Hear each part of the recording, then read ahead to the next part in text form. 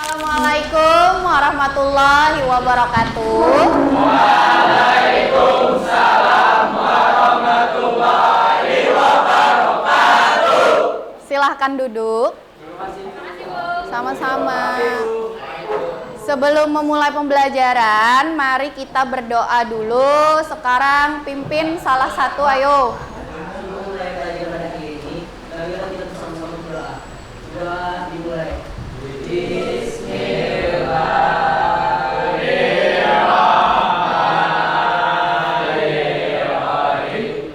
Apa kabar semuanya? Alhamdulillah luar biasa, tetap semangat, Allahu Akbar. Bagaimana perasaannya hari ini? Sebelum memulai pembelajaran hari ini, Ibu mau bertanya kepada kalian. Apakah kalian masih ingat materi kita yang sebelumnya? Masih ingat apa itu konstitusi? Aturan atau ketentuan yang mengatur tentang ketatanegaraan, atau juga bisa dikatakan konstitusi nama lain dari Undang-Undang Dasar. Menurut kalian, jika ada seseorang yang keluar rumah di jam 12 malam ke atas, menurut kalian, jika hal ini dikaitkan dengan norma, itu bagaimana menurut kalian? Berarti ada hal-hal yang tidak diinginkan, ada yang tidak baik, ada juga mungkin rawan tindakan kejahatan, atau ada hal-hal keperluan yang mendesak. Kalau ada keperluan yang mendesak, sakit, melahirkan. Materi kita pada pertemuan kali ini kita membahas tentang Undang-Undang Dasar dengan temanya kalian. Pembelajaran hari ini tujuannya diharapkan mampu menguraikan norma-norma yang berlaku di masyarakat. Yang kedua, tujuan pembelajaran hari ini, kalian diharapkan mampu menganalisis kesadaran hukum yang ada di masyarakat. Apa sih norma itu? Peraturan. Apa hubungannya Undang-Undang Dasar dengan norma?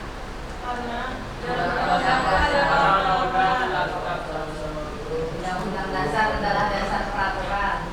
Undang-Undang Dasar adalah dasar peraturan. Benar. Undang-Undang Dasar dijadikan sebagai landasan dalam terbentuknya sebuah norma.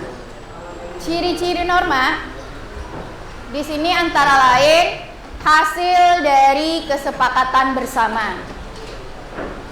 Karena norma itu adalah sebuah aturan.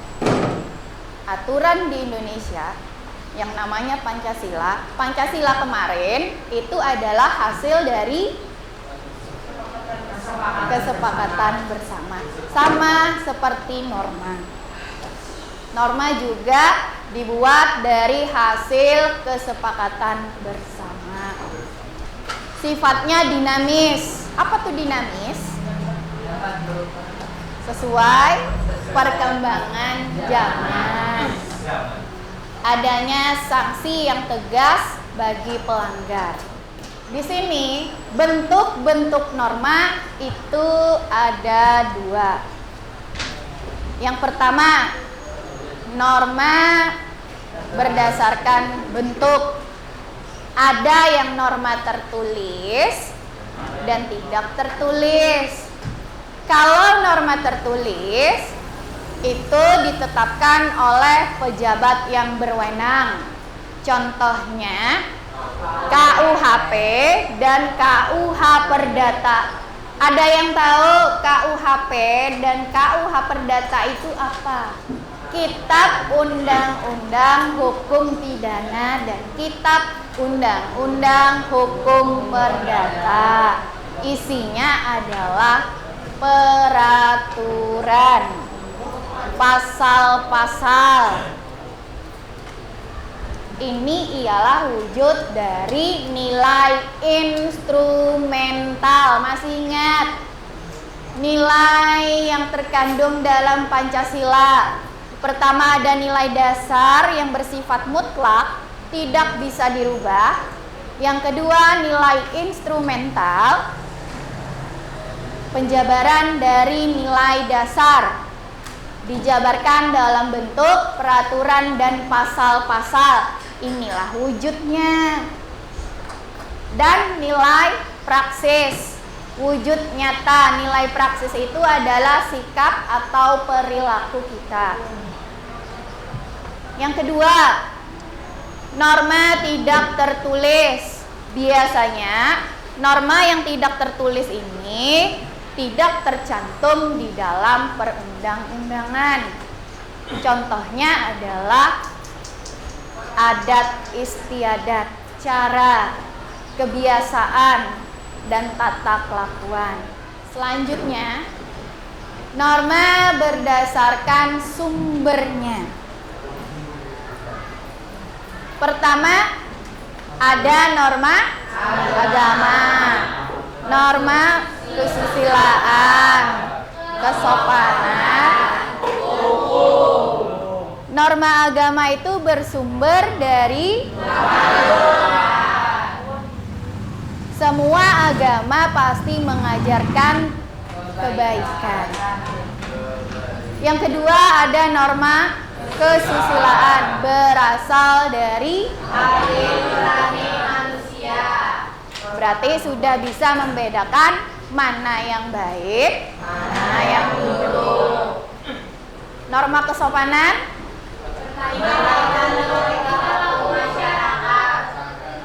dalam kita bersikap dalam kehidupan sehari-hari.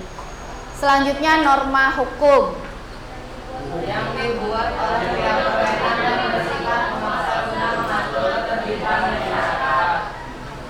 Ya.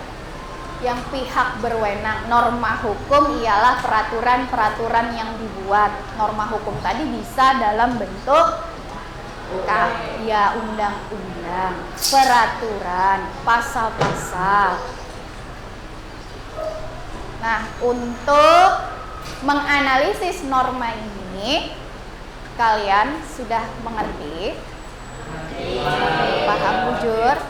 Berarti tujuan pembelajaran kita yang pertama, kalian sudah bisa menganalisis norma-norma yang berlaku di dalam masyarakat. Yang kedua, tujuannya menganalisis kesadaran hukum. Apa geram kesadaran hukum? Apa sih kesadaran hukum itu? Mengetahui hukum. Ya. Kesadaran hukum itu adalah kesadaran terhadap nilai-nilai yang ada dalam diri seseorang tentang hukum yang berlaku. Ciri-cirinya, yang pertama, orang yang sadar hukum itu pasti taat. Yang kedua, memahami hak dan kewajiban. Yang ketiga, rendahnya tingkat pelanggaran hukum. Yang keempat, tingginya kepercayaan rakyat terhadap aparat penegak hukum. Yang kelima, penegakan hukum. Ini adalah ciri-ciri orang yang tingkat kesadaran hukumnya yang sudah tinggi. Silahkan simak video yang Ibu tayangkan.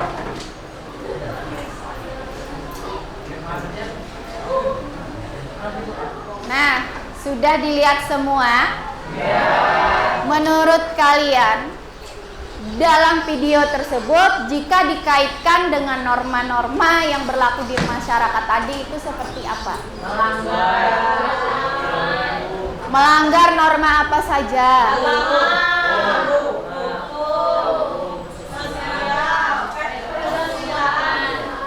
Dan kesopanan. Sekarang ibu akan membagi kelompok kalian dalam bentuk 6 kelompok. Setiap kelompok akan menyusun kepingan-kepingan puzzle. Selama menyusun kepingan puzzle ini, kalian semua tidak boleh menggunakan handphone. Jadi handphonenya semua taruh di atas meja masing-masing. Setelah kalian menyusun puzzle, ini adalah LKPD-nya, lembar kerja peserta didik. Langkah-langkahnya ada di dalam ini. Kalian bisa mengikuti langkah-langkahnya. Silakan bentuk 6 kelompok. Sekarang sudah siap semua? Jangan dibuka dulu. Dalam kotak itu ada kepingan puzzle. Tunggu perintah dari ibu. Ini ada timer. Bu hitung 1 sampai 3. 1, 2, 3, mulai.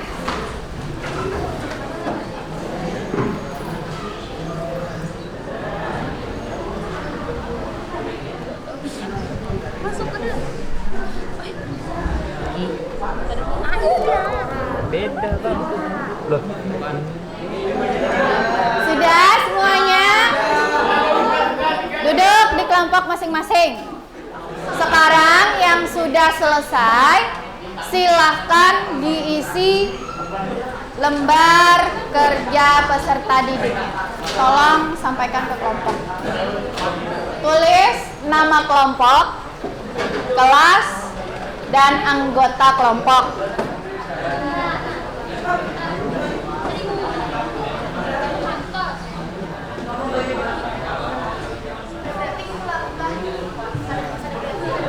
Iya, ini kan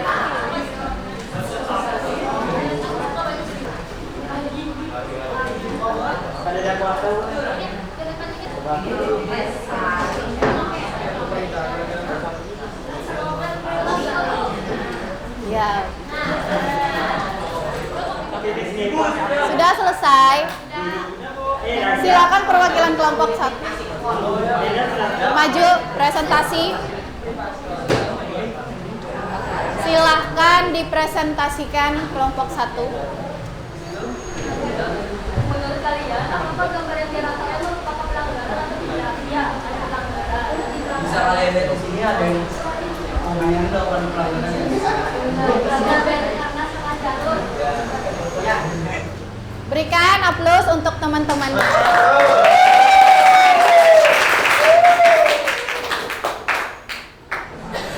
Assalamualaikum warahmatullahi wabarakatuh. Waalaikumsalam warahmatullahi wabarakatuh. Pada hari ini kami akan mempresentasikan mengenai kegiatan pelanggaran. Menerapkan perilaku taat hukum berdasarkan peraturan yang berlaku di masyarakat. Ini ada gambar palang dilarang putar balik, terus di sini malah putar balik ya. Jadi jangan ditiru teman-teman. Apakah ini pelanggaran? Pelanggaran yang dilakukan di gambar tersebut adalah saat ada palang rambu lalu lintas dilarang putar balik, namun ibu berbaju kuning ini malah putar balik. Jika iya, alasan sehingga disebut sebagai sebuah pelanggaran adalah karena banyak orang yang belok di belokan yang berlambu dilarang belok. Nah, teman. Jangan ya teman-teman, ya. Bunyi pasal yang telah dilanggar oleh gambar tersebut beserta sanksinya adalah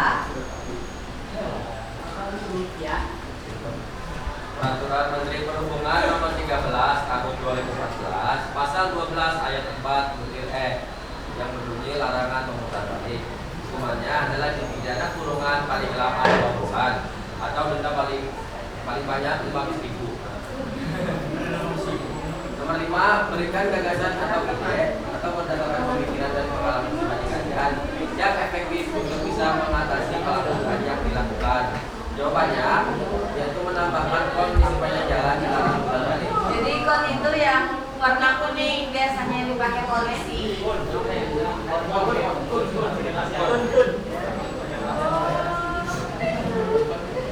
Slogan kami untuk kejadian ini adalah kupu-kupu di atas awan, pian terujuk salah pian jua kawan. Iya, beri aplaus untuk kelompok 6.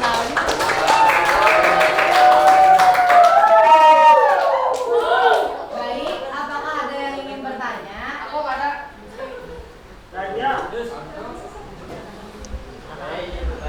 Silakan perkenalkan nama dan dari kelompok mana.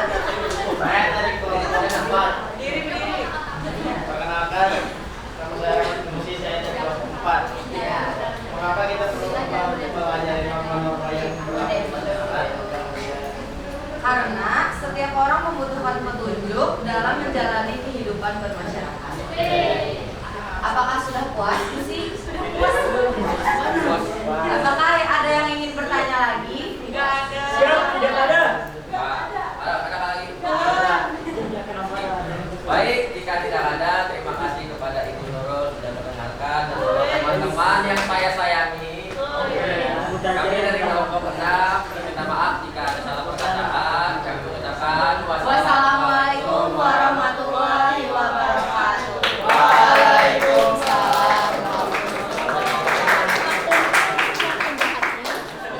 Untuk materi kita hari ini tentang menguraikan norma-norma yang berlaku dalam masyarakat serta menganalisis kesadaran hukum di dalam masyarakat. Apakah sudah dapat kalian pahami? Apakah ada yang ingin ditanyakan? Tidak ada. Sekarang kesimpulannya, apakah di antara kalian bisa menyimpulkan pembelajaran kita hari ini?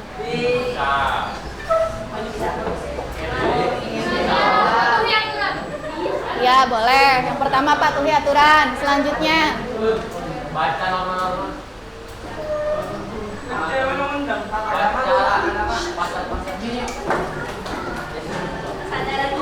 berdiri nak, berdiri.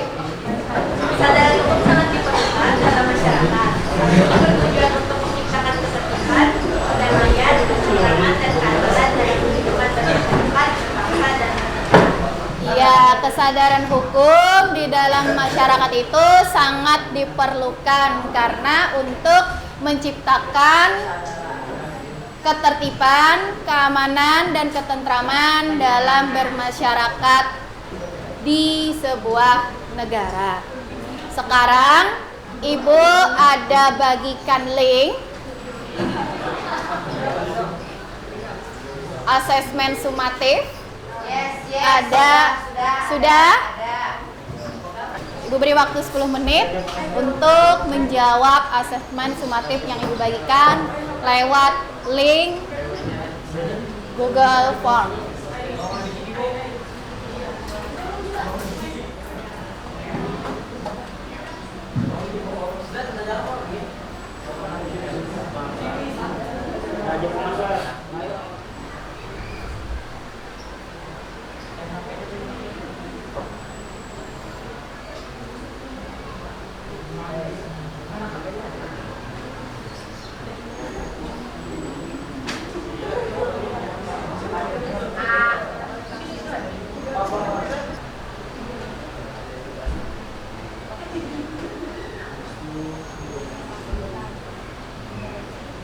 Sudah semua?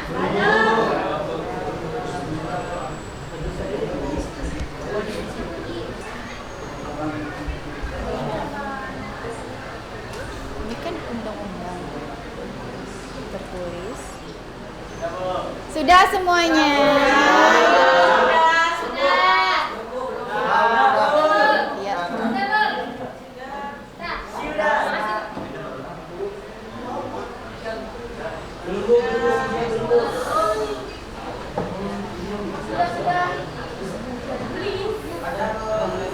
Sudah semuanya, tolong perhatiannya sebentar. Kesimpulan dari Ibu. Sudah, jadi kesimpulannya hari ini bahwa norma adalah sebuah aturan yang mengatur tingkah laku seseorang atau masyarakat dalam kehidupan berbangsa dan bernegara. Dan kesadaran hukum juga dibutuhkan untuk menciptakan ketertiban dan keamanan dalam kehidupan berbangsa dan bernegara. Oke. Selanjutnya minggu depan kita akan membahas materi tentang Undang-Undang Dasar Pancasila dan Undang-Undang Dasar Negara Republik Indonesia dikaitkan dalam perundang-undangan. Kiranya cukup sekian pertemuan kali ini. Salah khilaf mohon maaf. Assalamualaikum warahmatullahi wabarakatuh. Waalaikumsalam.